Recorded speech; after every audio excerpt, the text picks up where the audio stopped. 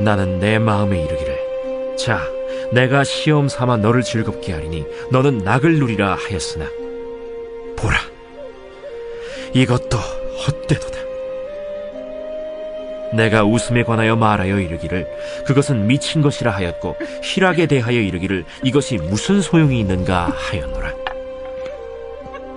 내가 내 마음으로 깊이 생각하기를 내가 어떻게 하여야 내 마음을 지혜로 다스리면서 술로 내 육신을 즐겁게 할까? 또 내가 어떻게 하여야 천하의 인생들이 그들의 인생을 살아가는 동안 어떤 것이 선한 일인지를 알아볼 때까지 내 어리석음을 꼭 붙잡아 둘까 하여 나의 사업을 크게 하였노라.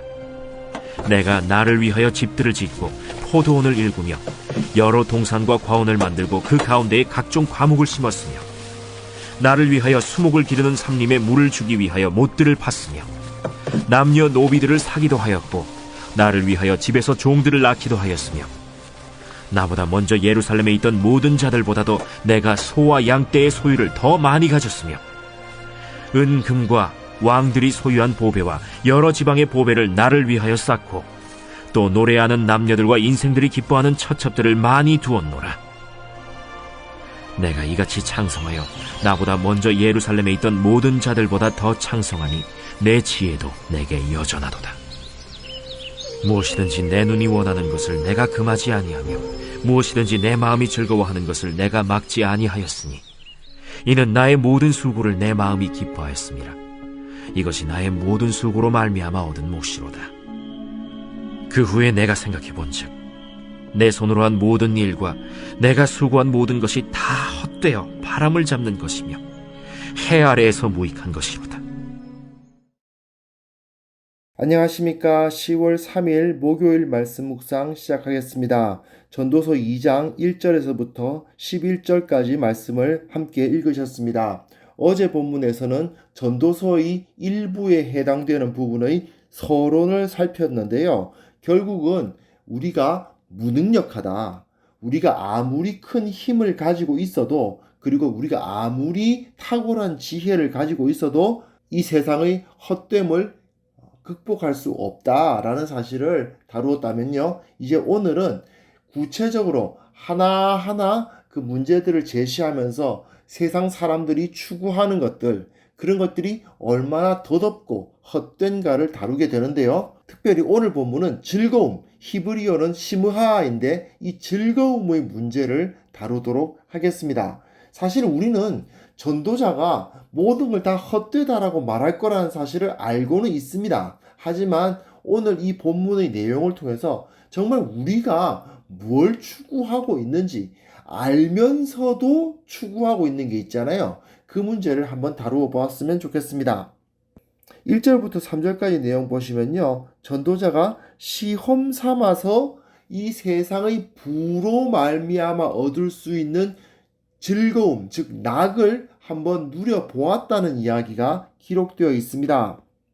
여기서 전도자는요, 그냥 즐거움이 좋아서라기보다는 이 인간에게 무엇이 좋은 것일까를 알아보기 위해서 실험적으로 세상 사람들이 많이 추구하는 그 즐거움이란 것을 한번 누려보았다라고 말하고 있습니다. 그래서 시험 삼아란 말이 1절에 나와 있죠. 그리고 3절에 천하의 인생들이 그들의 인생을 살아가는 동안 어떤 것이 선한 일인지를 알아보려고 했다라고 하는데, 여기서 한 가지 중요한 시험의 한계가 있죠. 뭐냐 하면 내 마음을 지혜로 다스리면서 내 어리석음을 꼭 붙잡아 두면서라는 말을 하고 있습니다.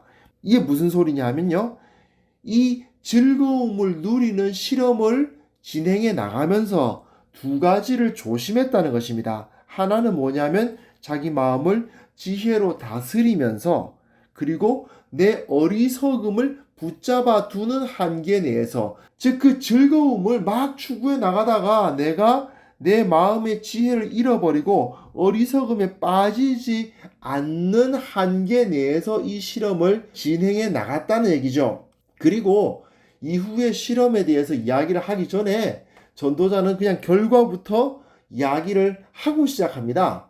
결국 즐거움은 인생의 마지막까지 추구할 만한 것이 못 되었습니다. 그 즐거움의 헛됨은 이렇게 표현되죠. 웃음은 미친 것이요, 희락은 소용없는 것이다. 4절부터 8절까지 내용 보시면요, 그가 어떤 식으로 실험을 추구해 갔는지가 나오고 있습니다. 우선 전도자는 자기 정원을 아름답게 꾸몄다고 합니다. 4절에서부터 6절까지 내용 보시면 자기가 여러 가지 집을 짓고 포도원을 일구고 동산과 과원을 만들고 각종 과목을 심고 수목을 기르는 삼림에 물을 주고 뭐 등등의 일을 했다라고 말하고 있습니다. 그 정원을 아름답게 꾸몄다는 거죠. 당시 왕들은 자기 궁전에 화려한 정원을 꾸미는 것을 통해서 즐거움을 얻고 자신의 힘을 과시하고 그랬는데, 뭐 우리나라에서도 조선시대 비원 이런 거 있지 않습니까? 결국 어느 나라에나 왕궁에는 그 나라의 다른 장소들보다 훨씬 화려한 정원이 있게 마련이죠. 그런데 이걸 조금 신학적으로 파고들어 보면요, 어쩌면 인간의 깊은 본성 안에는 과거에 잃어버린 그 에덴 동산으로 회귀하고 싶은 마음이 있어서 그런 건지도 모르겠습니다. 그러니까 진짜 에덴 동산은 아니라도 가짜 에덴, 즉 가짜 정원이라도 만들어 보고 싶어 하는 거죠. 상당히 전도자가 탁월한 해안을 가지고 있음을 알 수가 있습니다. 사람이 뭐 많은 부를 가지고 있는 것 같은데 그 부를 가지고 하는 게 뭐냐? 기껏해야 나무 심고 연못 판다 이거죠.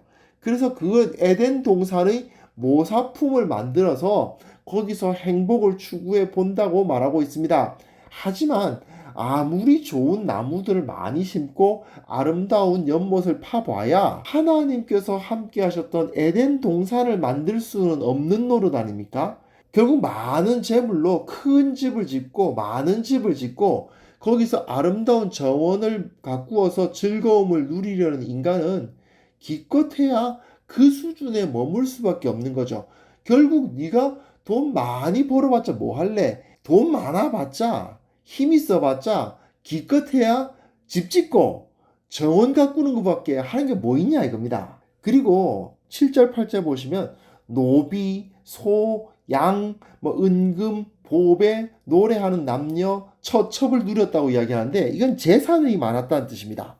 많은 재산을 가지고 그 많은 재산을 소유해서 마음대로 편안하게 다른 사람들한테 자기 손 하나 까딱하지 않고 자기 노비들을 부려서 또는 그 주위에서 나를 즐겁게 하는 사람들을 부려가지고 나 자신을 즐겁게 해보기도 했다는 거죠. 결국 당시 왕들, 당시 부자들이 누릴 만한 것은 다 경험해 봤다. 그런 이야기를 하고 있어요. 그리고 9절부터 11절을 보시면요, 그가 그 창성함이 여전히 있고 그 지혜도 여전히 있다고 이야기하고 있습니다. 자기가 그 부와 지혜를 잃어버리지 않았다는 거죠. 그 수준이 어느 정도냐? 예루살렘에 있던 모든 자들보다 더하였고 무엇이든지 금하거나 막는 것 없이 하기 원하는 것은 다 할 수 있었다. 그 정도로 그야말로 최고 수준의 부를 누릴 수 있었다라고 이야기를 합니다.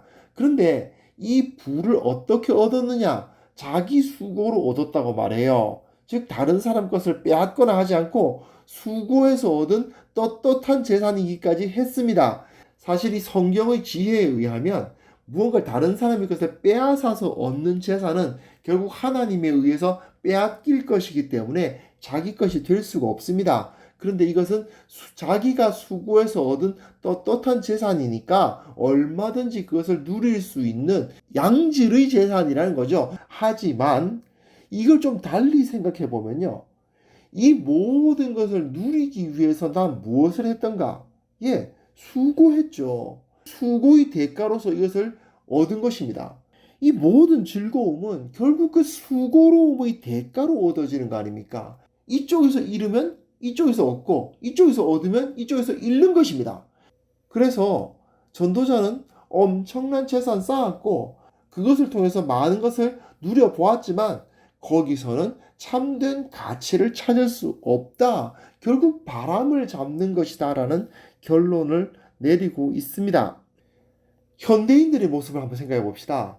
자기 집 앞에 아름다운 정원이 있는 집에서 살기 원하시죠? 그리고 그것을 통해서 기쁨을 누리고 싶지 않으십니까? 대부분 사람들의 모습을 보세요. 좀 돈이 생기면 뭐 살려고 그러나요?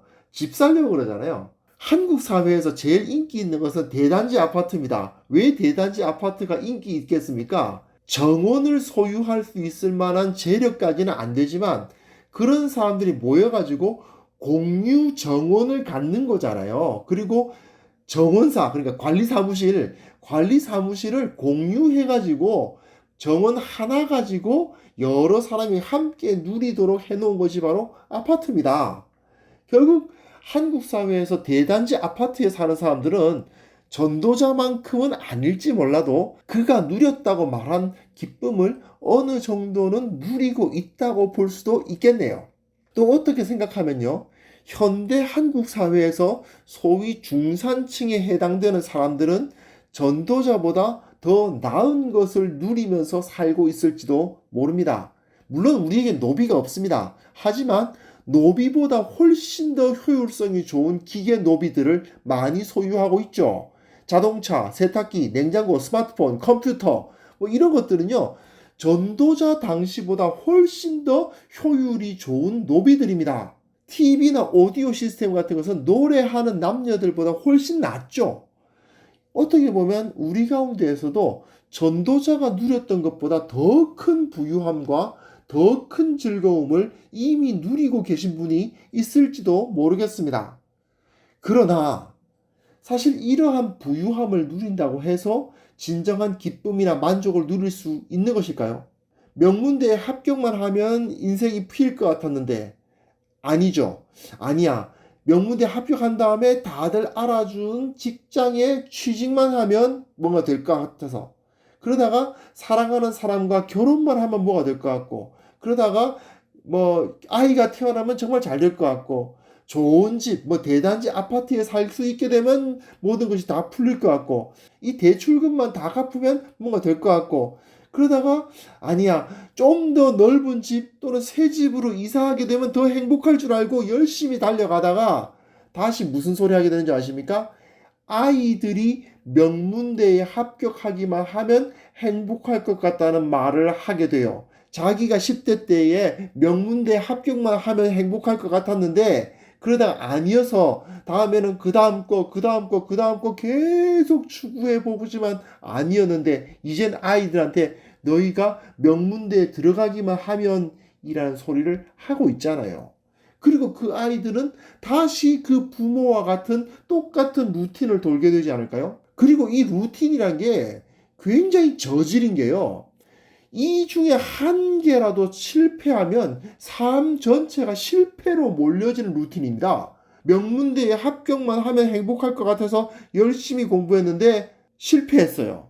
그러면 인생 전체가 끝난 겁니다. 명문대에 합격했지만 제대로 된 직장에 취직 못하면 더 그 인생은 암울해집니다. 이런 식으로 그 다음 단계 전부 다 그 중에서 하나라도 실패하면 삶 전체가 실패로 몰리는 저질의 루틴, 그런 것으로 사람들이 내몰리죠. 그리고 그 가운데 엄청난 수고로움이 동반되지 않습니까? 그렇게 숨이 턱에 차는 수고를 통해서 뭔가 즐거움을 얻으려고 하는 거예요. 정말 더덥고 정말 헛되지 않습니까? 그 즐거움이 아주 잠깐 찰나적인 즐거움이지 않습니까?